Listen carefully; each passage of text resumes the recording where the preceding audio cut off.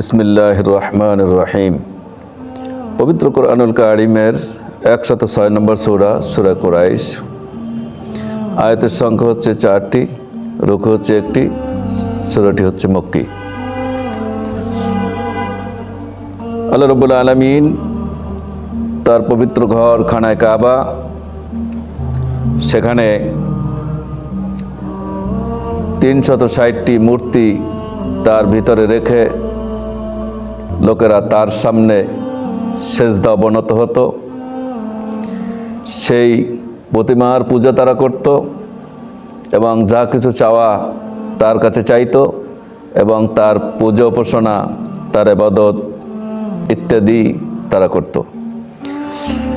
অথচ কুরাইশ বংশের লোকেরা, রাসূল পাক সাল্লাল্লাহু আলাইহি সাল্লামের বংশের লোকেরা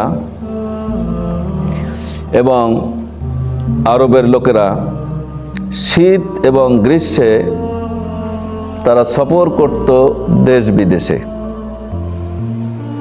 যখন দেশ বিদেশে সফর করতে তারা চলে যেত, সেখানে কোনো রোবট, কোনো দস্যু ডাকাতের দল যখন তাদের মাল সামানার কাছে আসতো, তখন তারা বলতো, আমাদেরকে তোরা চেনোস, আমরা কারা?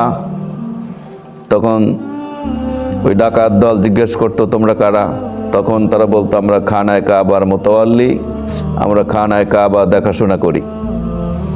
ওরা তখন তাদের মাল সামানা তো নিতই না, বরঞ্চ তাদের খাবার এবং তাদের থাকার যে সমস্ত ব্যবস্থার প্রয়োজন ছিল তারা ব্যবস্থা করে তারা এক জায়গার থেকে যখন অন্য জায়গায় যেত, প্রোটোকল দিয়ে তারা এক জায়গার থেকে অন্য জায়গায় তাদেরকে নিয়ে যেত।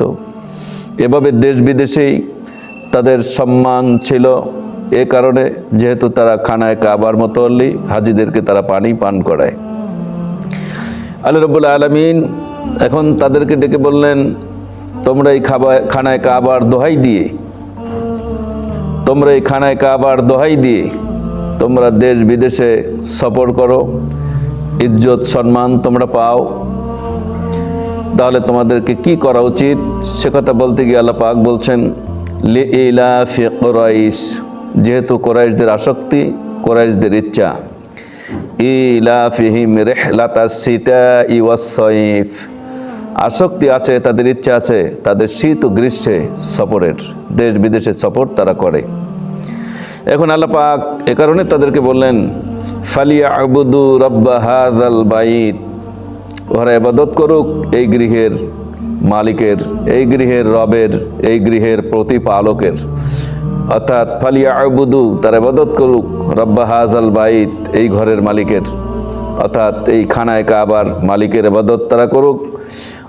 যেখানে সেই মূর্তি বা প্রতিমা যেখানে আছে, সেই ইবাদত বন্ধ করে দিয়ে একমাত্র আল্লাহ রাব্বুল আলামিনের ইবাদত তারা করুক। এটা করলে তাদের কি লাভ হবে? আল্লাহ পাক সে কথা